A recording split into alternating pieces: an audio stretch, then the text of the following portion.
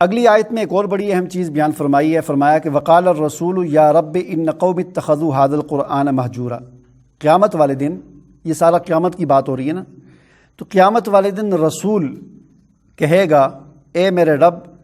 ان قومی، بے شک میری قوم نے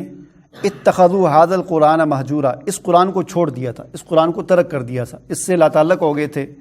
اس کو پڑھنا بھی چھوڑ دیا تھا، اس پر ایمان لانا چھوڑ دیا تھا، اگر ایمان لائے تھے تو اس کو پڑھنا چھوڑ دیا تھا، اگر پڑھتے تھے تو اس کو سمجھ کر نہیں پڑھتے تھے، اس پر عمل نہیں کرتے تھے، اس کی تعلیمات،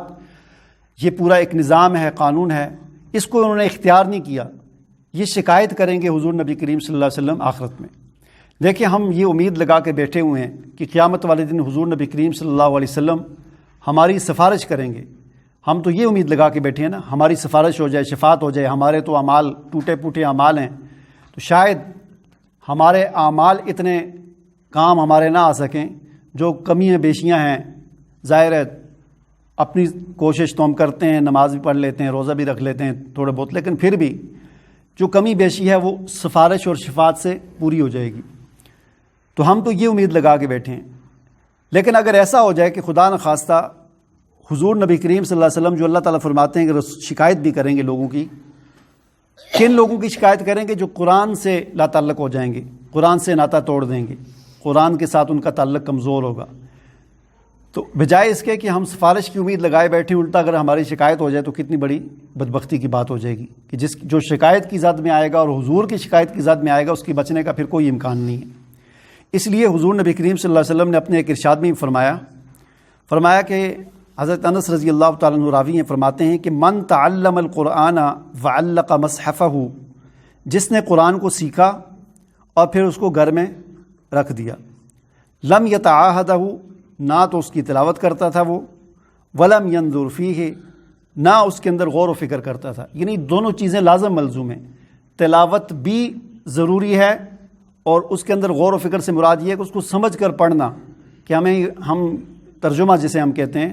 یا تفسیر کہتے ہیں، اس کے ساتھ پڑھنا کہ ہمیں یہ پتہ چلے کہ یہ قرآن اللہ تعالیٰ ہمیں کیا کہہ رہا ہے۔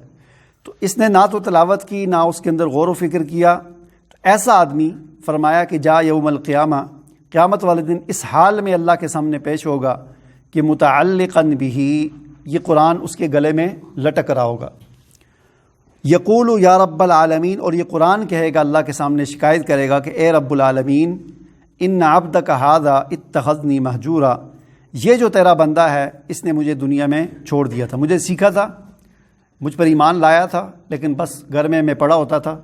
نہ مجھے تلاوت کرتا تھا، نہ میرے اندر غور و فکر کرتا تھا، تو فقض بینی و بینہ، اے اللہ آج اس کے اور میرے درمیان فیصلہ کر۔ تو رسول بھی شکایت کر دے اور قرآن بھی شکایت کر دے تو پھر اس آدمی کے بچنے کا کوئی چانس نہیں ہے۔ اس لیے ہمیں یہ کوشش کرنی چاہیے کہ ہم قرآن مجید کے ساتھ اپنے تعلق کو مضبوط کریں۔ قرآن پر الحمدللہ ہمارا ایمان تو ہے، یہ پہلا درجہ، پہلا حق قرآن کا ہم نے ادا کر دیا کہ ہمارا اس پر ایمان ہے، ہم اس کو مانتے ہیں کہ اللہ کی کتاب ہے، رسول پر نازل ہوئی، ہمارے لیے راہ نجات بھی ہے اور راہ حیات بھی ہے۔